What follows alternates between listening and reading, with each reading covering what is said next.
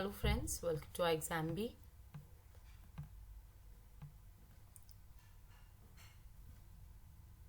Hello friends, welcome to iExamB. I'm Satakshi and I'm your English faculty at iExamB. And in this video, we will discuss Hello friends, welcome to iExamB. I'm Satakshi and I'm your English faculty at iExamB, and this is another video in the CAT level series, and in this video we will discuss one reading comprehension. Now in the next video also I will discuss the same reading comprehension but different questions. So just listen carefully to the explanation of the passage, and also I would recommend that you first pause the video and try to understand the passage yourself and then resume it to tally your understanding with what we discuss here, right? So friends, in reading comprehension, most difficult part that the aspirants feel is the analytical questions that are based on these kind of passages. Right now this is the passage in front of you. I will just zoom it. I've divided it in parts. So the first part says the triumphs of science are best appreciated when they make human lives easier or safer or simply offer hope, right? The first ever World Health Organization approved anti-malaria vaccine must count among those triumphs. The approval marks a milestone in a timeline that records a long and laborious process to grapple with malaria and somehow make. So friends here इस passage में ये बोला जा रहा है, मैं हिंदी में समझाती हूँ बिकॉज इंग्लिश में लैंग्वेज इसकी काफ़ी इजी है. तो यहाँ ये बोला जा रहा है कि साइंस को सबसे ज़्यादा अप्रिशिएट या सबसे ज़्यादा माना तब जाता है जब वो ह्यूमंस यानी कि हमारी लाइफ जो है वो इजी बना देता है, या इवन होप भी ऑफर कर दे कि हाँ साइंस से लाइफ इजी बन जाएगी, तो हम साइंस का जो ट्रायम्फ है उसको अप्रिशिएट कर लेते हैं. ठीक है, ऐसा ही एक अचीवमेंट जो है वो है कि WHO ने एक वैक्सीन को अप्रूव कर दिया है और ये एंटी मलेरिया वैक्सीन है, और अब उस वैक्सीन से मलेरिया से जो नंबर ऑफ डेथ्स हैं वो कम हो जाएंगी. ठीक है, अब यहाँ बोल रहे हैं the vaccine that WHO has approved RTS has been used in pilot programme in participants in Africa from 2015 after it got a nod for this specific use from the European medicine agency. तो यहाँ पे बोल रहे हैं कि RTS vaccine का नाम है और वो पायलट प्रोग्राम यानी कि जो इनिशियल स्टेज के टेस्टिंग प्रोग्राम्स हैं वहाँ पर स्टार्टिंग के प्रोग्राम्स में चिल्ड्रन और इन्फेंट्स में यूज की गई है अफ्रीका में 2015 से, और ये अप्रूवल मतलब ये ट्रायल तब हुआ जब इसको नॉड मिल गई इसके स्पेसिफिक यूज के लिए यानी कि इस ट्रायल के लिए यूरोपियन मेडिसिन एजेंसी से. ठीक है, अभी जो ये विक्ट्री है वो बहुत ही ऐसे टाइम पर आई है जब कि हाँ इसको एक ग्रेट साइंटिफिक एंडेवर ऐसा बोला जा सकता है, बट ऐसे टाइम पे भी आई है जब एकदम डर लग चुका था दुनिया को और सभी लोगों को कि शायद मलेरिया के अगेंस्ट जो है प्रोग्रेस जो है वो बहुत ही धीरे जा रही है, या लोग जो है होप लूज करना स्टार्ट कर गए थे. उस टाइम पर ये वैक्सीन आई है. ठीक है, सो इस वैक्सीन से क्या होगा, ये सिवियरिटी ऑफ केसेस और डेथ्स को प्रिवेंट करेगी, यानी कि केसेस को लेस सिवियर बनाएगी और डेथ्स को प्रिवेंट करेगी. और अब एक नई होप आई है कि जो मैनकाइंड है वो इसके पैथोजेन को आगे बढ़ने से रोकेगा, माइट रिटार्ड इट्स ट्रैक्स, यानी कि उसके जो ट्रैक्स हैं उस पैथोजेन के, यानी कि जो उसका पाथ है उस पाथ को वो रोकेगा, यानी कि आगे नहीं बढ़ने देगा. वो वाला पैथोजन जिसने सब सहारन अफ्रीका और बहुत वर्ल्ड को बहुत टाइम से जकड़ा हुआ था. ठीक है, अब यहाँ बोल रहे हैं WHO के डायरेक्टर जनरल डॉक्टर टेड्रोस एधनॉम ने कहा कि एक हिस्टोरिक मोमेंट है और ये केवल मलेरिया कंट्रोल के लिए ही अच्छा नहीं है, उसी में केवल ब्रेक थ्रू नहीं है, ये चाइल्ड हेल्थ और साइंस में भी बहुत ज्यादा एक अच्छा हिस्टोरिक मोमेंट है, ब्रेक थ्रू है. ठीक है, अब कह रहे हैं जो मलेरिया वैक्सीन है वो 30 इयर्स से बन रही थी अप्रोक्सीमेटली, और ये P. falciparum के अगेंस्ट एक्ट करती है जो कि सबसे ज्यादा डेडली मलेरिया पैरासाइट है पूरे वर्ल्ड में. ठीक है, अब 2019 में वर्ल्ड की half population, almost half of the population malaria से रिस्क पे थी, और बहुत सारे cases, most of the cases, majority cases जो थे और जो डेथ थी वो सब सहारन अफ्रीका में हुई. ठीक है, अब नेक्स्ट पार्ट है कि जैसे उन्होंने कहा कि सबसे ज्यादा डेथ सब सहारन अफ्रीका में हुई, तो यहाँ उन्होंने नंबर्स दे दिए हैं कि 229 मिलियन केसेस मलेरिया डेथ्स जो थी वो 4 लाख थी, जिसने अफ्रीकन रीजन ने इसका डिस्प्रपोर्शनेट बर्डन कैरी किया, यानी कि 94% डेथ जो थी वो इस 4 लाख में से WHO अफ्रीकन रीजन की थी, ठीक है ना। और वो कह रहे हैं कि जो चिल्ड्रन थे 5 इयर्स से नीचे वो सबसे ज्यादा अफेक्ट हुए, सबसे ज्यादा वल्नरेबल वीक ग्रुप था, और उनको 2/3 ऑफ द मलेरिया डेथ्स जो थी वो बच्चों में पाई गई, जो कि 5 साल से छोटे बच्चे थे, ठीक है। तो ये कुछ डेटा है। अब यहाँ बोला है कि WHO ने कहा कि वो रिकमेंडेशन बना रहा है कि कैसे कैसे इसको यूज करना चाहिए, इस वैक्सीन को, और वो उस बेसिस पे रिकमेंडेशंस बना रहा है उसके यूज के, जो कि पायलट प्रोग्राम हुआ घाना, कीनिया और मालवी में 2 साल में। तो उनके जो की फाइंडिंग्स है वहां से जो उनको रिजल्ट्स मिले उसके बेसिस पे वो एक रिकमेंडेशन फॉर यूज बना रहा है कि इसको यूज कैसे करनी चाहिए, ठीक है। अब यहाँ कह रहा है कि डेटा और इंसाइट्स जो अभी तक मिली हैं स्टडी से, उससे ये पता चला है कि वैक्सीन ना ही केवल फीजिबल टू इंट्रोड्यूस है, यानी कि बहुत इजीली इंट्रोड्यूस की जा सकती है, पर वो हेल्थ भी इंप्रूव करती है और लाइफ भी बचाती है, ठीक है। और ये बोल रहे हैं कि ये भी बहुत कमाल की बात है कि कोविड-19 के टाइम पर जब एक्चुअली लोगों तक पहुंचना बहुत मुश्किल हो गया था, तब भी ये जो वैक्सीन है बिल्कुल अनरीच्ड पॉपुलेशन तक बहुत ही आसानी से पहुंच चुकी थी। तो जो मलेरिया का प्रिवेंशन था वो सब जगह तक, जहां जहां तक पहुंचना चाहिए था वहां तक पहुंचा, in spite of the fact, इस चीज के बावजूद कि कोविड-19 पैंडेमिक था और काफी जगह पहुंचना मुश्किल हो रहा था, ठीक है, काफी रिस्ट्रिक्शंस थे।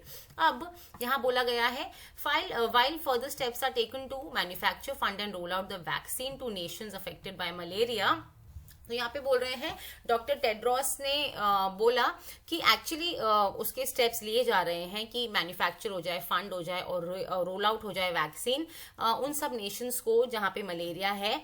पर जो मेन बात है वो है कि इक्विटी ऑफ एक्सेस हो, यानी कि सब लोगों को जहाँ पे ज्यादा जरूरत है वहां पे ज्यादा मिल जाए, और जहाँ पे कम लोग हैं, कम लोगों को जरूरत है, उनको उस हिसाब से मिले। मतलब जिसकी जितनी जरूरत है उनको जरूरत के हिसाब से सबको वैक्सीन अवेलेबल हो जाए, ठीक है। और डॉक्टर टेड्रोस ने एम्फसाइज किया कि जो work towards providing vaccine continues, जब वैक्सीन देने के लिए काम तो चल रहा है, पर नेशंस को, कंट्रीज को किसी भी हालत में अपना जो मलेरिया का प्रिवेंशन एक्टिविटीज है, जैसे कि इंसेक्टिसाइड ट्रीटेड बेड नेट्स वगैरह यूज करना, वो सब बंद नहीं करना चाहिए, वो सब करते रहिए, ठीक है। और यहाँ बोला है कि वाइल द वर्ल्ड नाउ, दुनिया के पास एक तरीका है रिगर्स को किल करने का, यानी कि बहुत ही ठंड लगती थी, चिल्स थे, वो एक कैरेक्टरिस्टिक था उस इन्फेक्शन का, जो मलेरिया का, बहुत ज्यादा ठंड लगती थी, वो अब किल हो जाता है, यानी कि अब रिगर्स नहीं आते हैं लोगों को। अब पर जो नेक्स्ट स्टेप है वो क्या है कि जो लैब टू फील्ड, इस मिरेकल को लैब टू फील्ड लेके जाना है और एकदम से स्पीडी और मेटिकुलस इम्प्लीमेंटेशन करना है, यानी कि बहुत ध्यानपूर्वक इस चीज को, इस वैक्सीन को लोगों तक लेके जाना है, ठीक है। तो ये बात इस पैसेज में बोली गई है। अब देखते हैं कि एनालिटिकल क्वेश्चंस इसके आते कैसे हैं, क्योंकि चैलेंज एक्चुअली एनालिटिकल क्वेश्चंस में ही होता है। कुछ क्वेश्चंस ऐसे होते हैं कि डायरेक्टली या तो पैसेज पे बेस्ड होंगे, या आपको थोड़ा बहुत ढूंढना पड़ेगा, केवल एक पैराग्राफ में नहीं मिलेंगे, इधर उधर ढूंढना पड़ेगा, तो वो सब पैसेज बेस्ड होते हैं। बट एनालिटिकल जो होते हैं उसमें थोड़ा सा सोचना पड़ता है, कुछ थोड़े बहुत बेसिक्स हमारे क्लियर होने चाहिए। तो ये क्वेश्चंस इस तरह से पूछे जा सकते हैं। एक तो ऐसे, ठीक है, जहां पे आपको 3 स्टेटमेंट्स दे दी और फिर उन 3 स्टेटमेंट्स के बाद क्या करेंगे ना, ये नीचे ऑप्शन भी देंगे। ऑप्शंस कैसे देंगे यहाँ पे, only 1 and 2, only 1, both 1 and 2, both 2 and 3, ऐसे ऑप्शंस देंगे। तो स्टूडेंट्स क्या होते हैं ना, थोड़ा कंफ्यूज हो जाते हैं इस टाइप के क्वेश्चंस में, राइट। तो ये थोड़ा डिफिकल्ट हो जाता है। अभी देखते हैं एक और ऐसा पैटर्न होता है जिसमें एक स्टेटमेंट आपको दे दी और फिर आपको बोलेंगे इसी स्टेटमेंट का बताओ कि वो डेफिनेटली ट्रू है, डेफिनेटली फॉल्स है, प्रोबेबली ट्रू है, प्रोबेबली फॉल्स है, कि can not be determined, data जो है वो सफिशिएंट नहीं है, ठीक है। या तो ये हो सकता है, या ऐसे भी पूछा जा सकता है कि आपको जो 5 ऑप्शन है, 5 ऑप्शंस में आपको 5 स्टेटमेंट दे रखी हैं, ठीक है। तब आपको देखना है कि कौन सा डेफिनेटली फॉल्स है, और कोई एक ही होगा जो डेफिनेटली फॉल्स होगा, बाकी सब जो होंगे ट्रुथ की तरफ होंगे, ठीक है। सो इस तरह से आपको क्वेश्चंस प्रेजेंट किए जा सकते हैं डिफरेंट डिफरेंट तरह से। अब देखिए इसमें से टफेस्ट कौन सा होता है, ये वाला, ये मोस्ट टाइम टेकिंग होता है और बहुत ज्यादा कंफ्यूजिंग होता है। एक तो नंबर 1 रीजन ये है क्योंकि इसमें स्टेटमेंट्स भी 3 हैं, 3 स्टेटमेंट्स हैं, वो आपको तीनों को पैसेज में ढूंढना पड़ेगा, उनके कॉन्टेक्स्ट को। एग्जैक्ट स्टेटमेंट तो दी नहीं गई होगी, वैसी ही स्टेटमेंट आपको ढूंढनी पड़ेगी पैसेज में। और फिर उसके बाद ऑप्शंस भी जो होंगे वो कॉम्बिनेशन होंगे, 2 and 3, 1 and 3 ऐसे। तब आप जो स्टूडेंट्स हैं वो बहुत ज्यादा कंफ्यूज हो जाते हैं कि अच्छा एक सही लग रही है, क्या थर्ड भी है कि नहीं है। उस केस में कंफ्यूज होके जनरली गलत आंसर दे देते हैं। इस पे आपको सबसे ज्यादा ध्यान देना है जब आप एग्जाम में कर रहे हैं, ठीक है। इस वाले में आते हैं, क्योंकि इसमें केवल एक ही स्टेटमेंट है, ओनली 1 स्टेटमेंट, तो आप इजीली इसको आप स्टेटमेंट को आप पैसेज में बार बार देख सकते हैं, उससे रिलेटेड कंटेंट, ठीक है। तो ये भी एक्चुअली क्विक होता है बट कभी कभी कंफ्यूजिंग भी हो सकता है, बट देन एनालिटिकल क्वेश्चंस तो सारे ही कंफ्यूजिंग रहेंगे, राइट। अब ये वाला जो है इसमें 5 स्टेटमेंट्स हैं, पर देखिए अगर आपको एक आंसर मिल गया आप वहीं पे टिक मार्क कर देंगे, राइट। सो इसमें इतना कंफ्यूजन नहीं है, बट देन थोड़ा बहुत इससे ज्यादा है, राइट। तो ये टाइम टेकिंग होता है, थोड़ा बहुत कभी कभी कंफ्यूजिंग भी हो सकता है। So this is the toughest, ये टफेस्ट होता है, ये इजीएस्ट होता है और ये डिपेंड करता है, ठीक है। तो जब ये आएगा, अगर आपको तीनों पैटर्न में क्वेश्चंस है, सबसे पहले आप ये वाला करेंगे, ठीक है, फिर आप ये वाला करेंगे और फिर लास्ट में आप ये वाला करेंगे, ठीक है। अब चलिए एक क्वेश्चन देखते हैं। ये कह रहा है from the passage we can inform the RTSS vaccine guarantees complete protection against malaria. Now according to this passage the statement is what? Definitely true, definitely false, probably true, probably false, कि cannot be determined। तो देखिए passage में यहाँ पर क्या बात बोली गई है, यहाँ बोली गई है कि with this vaccine which will significantly reduce the severity of cases and prevent deaths, hope has sprung anew, so and so, right। अब यहाँ पे क्या है, guarantees complete protection against malaria। तो complete protection की बात नहीं हुई है, ऐसा बोला है कि severity of cases को कम कर देगा, ठीक है ना। तो ये वाली स्टेटमेंट जो है वो क्या हुई, वो हुई डेफिनेटली फॉल्स हुई, ठीक है। अब आइए ऐसा ही एक और क्वेश्चन देखते हैं। यहां बोला गया है from the passage we can infer that The RTSS vaccine helps treat all strains of malaria। अब देखिए यहाँ क्या बोला गया है पैसेज में, यहाँ बोला गया है कि RTSS, the malaria vaccine RTSS, which has been in the making for nearly 30 years, acts against P. falciparum, believed to be the most deadly malaria parasite globally. तो यहाँ पे क्या बोला गया है, एक तो एक ही स्ट्रेन की बात हुई है और बोला है कि वो मोस्ट डेडली वाला है, ठीक है। बाकी स्ट्रेन्स के बारे में हमें कुछ नहीं बताया है, ठीक है। सो इसके बारे में, जब बाकी स्ट्रेन्स के बारे में कुछ और मेंशन ही नहीं हुआ है तो ये क्या होगा, कैन नॉट बी डिटरमाइंड। हम बाकी स्ट्रेन्स के बारे में कुछ नहीं बोल सकते हैं क्योंकि वो मेंशन ही नहीं हुए गए हैं कि उनकी तरफ वैक्सीन कैसी है।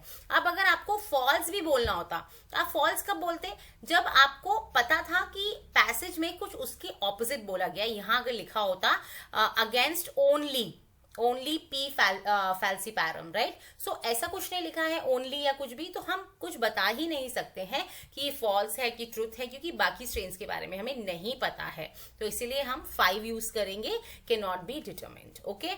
अब एक और क्वेश्चन यहां बोला गया है, ये assumptions वाला क्वेश्चन है, और यहां बोला गया है with this vaccine which will significantly reduce the severity of cases and prevent deaths, hope has sprung anew that humankind might retard in its tracks a pathogen that has stalked sub-Saharan Africa and several other parts of the world for years now। ठीक है। अब assumptions क्या हैं जो इस statement के से पहले, इस स्टेटमेंट को बोलने से पहले अज्यूम करके कोई बातें ये स्टेटमेंट बोली गई है। अब देखिए इसको आंसर करने से पहले हमें पता होना चाहिए कि assumptions क्या होते हैं। assumptions होते हैं जो हम कोई भी एक बात मानकर चलते हैं और उसके बेसिस पे हम एक्ट करते हैं, ठीक है। जैसे कि मैं अभी अज्यूम कर रही हूं कि आप मुझे सुन सकते हैं, और मैं ये अज्यूम कर रही हूं कि आप मेरा स्क्रीन देख सकते हैं, आप देख सकते हैं कि आपकी स्क्रीन पे क्या आ रहा है, राइट। अब ये assumptions कर मैं अभी जो है वो एक्शन ले रही हूं, कोई भी एक्शन या स्टेटमेंट, ठीक है।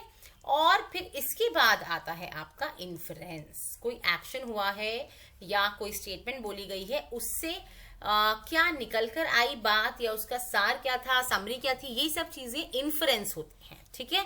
सो पहले अजम्पशंस आता है, उसके बाद स्टेटमेंट आती है और उसके बाद इन्फरेंस आता है, ठीक है। तो अभी हमें अजम्पशन देखना है, स्टेटमेंट तो दे दी, अब हमें देखना है किस अजम्पशन पे ये स्टेटमेंट दी गई है। तो अब एक अजम्पशन है, it is important to slow down the spread of disease causing pathogens, ठीक है। अब एक बात और ध्यान दीजिए, ये हैं आपके कॉम्बिनेशन ऑप्शंस और ये एकदम ही कंफ्यूजिंग हो जाते हैं कुछ स्टूडेंट्स के लिए, ठीक है। ये क्वेश्चंस आप तब अटेम्प्ट करेंगे व्हेन यू आर 100% श्योर, ठीक है, वरना आप इन ऑप्शंस वाले क्वेश्चंस को स्किप करेंगे, ठीक है। अगर बहुत ही सारे क्वेश्चंस हैं जो कॉम्बिनेशन वाले हैं, फिर तो आपको पिक एंड चूज ही करना पड़ेगा, राइट। अब देखिए ये कह रहे हैं it is important to slow down the spread of disease causing pathogens, ठीक है। अब यहाँ बोल रहे हैं this vaccine which will significantly reduce the severity of cases.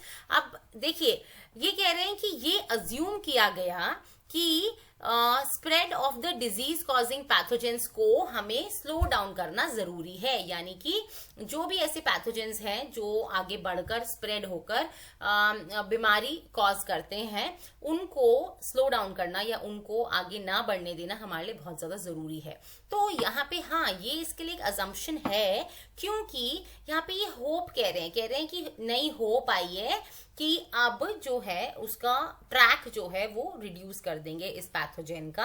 हाँ, तो अब उसके ट्रैक को रिड्यूस करने के अगर वो होप कह रहे हैं तो मतलब हाँ, ये जरूरी चीज है, उसका ट्रैक जो है वो स्लो डाउन होना चाहिए, ट्रैक को रिड्यूस करना चाहिए, ठीक है। तो yes, this is the correct assumption, ठीक है। सो वन कहाँ आ रहा है, यहाँ आ रहा है, यहाँ आ रहा है, यहाँ आ रहा है, यहाँ आ रहा है, ये हमारा आंसर नहीं हो सकता, ठीक है। सेकंड देखेंगे, सब सहारन Africa is the most important area of research. अब देखिए यहाँ बोला है सब सहारन अफ्रीका की बात इधर हो रही है जहां बोला गया है कि इस पैथोजेन ने सब सहारन अफ्रीका को स्टॉक कर लिया है बहुत सालों से, यानी कि यहाँ पर वो चला ही जा रहा है, उसके पीछे पीछे पूरे फैला ही जा रहा है बहुत बुरी तरह से, ठीक है। अब क्योंकि वो यहाँ फैला है, हो सकता है वो इसलिए बोल रहे हो क्योंकि वो यही फैला है इसी एरिया में, ये भी एक रीजन हो सकता है। जरूरी नहीं है कि ये एक रीजन है कि ये most important area of research है, ऐसा तो कुछ नहीं बोला गया। ये हो सकता है कि बीमारी आई यहाँ पे रही है इसीलिए इस बारे में बात हो रही है। So most important area of research, क्योंकि ऐसा कुछ इसका कुछ रेफरेंस हमें स्टेटमेंट में नहीं दिया गया है, इसलिए ये हमारा आंसर नहीं हो सकता है, ठीक है। तो 2 भी नहीं आना चाहिए। तो अब यहाँ पर या तो ये है हमारा 2 या 3, ठीक है। तो अब हम 3 और 4 देखेंगे। Vaccines are developed with the aim of preventing deaths, ठीक है। सो और यहाँ पे क्या है, all the African countries have been affected by this pathogen. तो अब यहाँ पे थर्ड वाले को पहले लेते हैं, vaccines are developed with the aim of preventing deaths, ठीक है। तो यहाँ पे जब ये पॉजिटिव बात कर रहे हैं, कह रहे हैं कि हाँ वैक्सीन आई है, अब सब लोग बहुत खुश हैं, होप आई है, उम्मीद जागी है कि सिवियरिटी ऑफ केसेस कम हो जाएंगे और डेथ्स भी प्रिवेंट हो जाएंगी। तो हाँ, वैक्सीन्स जो हैं वो उस एम से बनती हैं कि डेथ्स जो हैं वो प्रिवेंट की जा सकें। बिल्कुल ही सही, ये स्टेटमेंट भी, ये अजम्पशन भी जो है वो गिवन स्टेटमेंट के लिए ट्रू है, ठीक है। सो 3 भी हमारे आंसर्स में होगा, ठीक है। सो 1, 3 एंड 4 अकेले कहीं नहीं है, सो 1 एंड 3 होगा। 4 वाला फिर भी देख लेते हैं। All the African countries have been affected by this pathogen. So यहाँ पे सारी अफ्रीकन कंट्रीज ऐसा तो नहीं बोला गया है, सब सहारन अफ्रीका बोला गया है, ठीक है। सो इट इज जो सहारा के आसपास वाला आपका अफ्रीका का रीजन है, तो वो पूरा अफ्रीका नहीं है, ऑल अफ्रीकन कंट्रीज नहीं है, तो दिस इज रॉन्ग, ये हमारे आंसर्स में नहीं होना चाहिए। सो हमारा करेक्ट आंसर है option 3, 1 and 3। Alright, this is all for the video friends, I hope you liked it. कल एक और वीडियो लेकर आएंगे ऐसे ही, इसी की कंटिन्यूएशन में थोड़े और ऐसे क्वेश्चंस जो डिफिकल्ट लेवल के होंगे, और उसको देखने के लिए जरूर हमारे चैनल पे आए और वो वाले क्वेश्चंस देखें। अगर आपने हमारा चैनल सब्सक्राइब नहीं किया है, प्लीज डू, बेल आइकन जरूर दबाएं सो दैट आपको अपडेट्स मिलते रहें जो भी हम वीडियोस लाते हैं आपके लिए। उसकी कैट लेवल सीरीज के क्वेश्चंस हम रोज देते हैं, सो हमारी वीडियोस देखें और डिफिकल्ट लेवल के क्वेश्चंस आप जरूर सॉल्व करें, ये आपके बैंक के पीओ के एग्जाम्स में भी बहुत काम आएगा।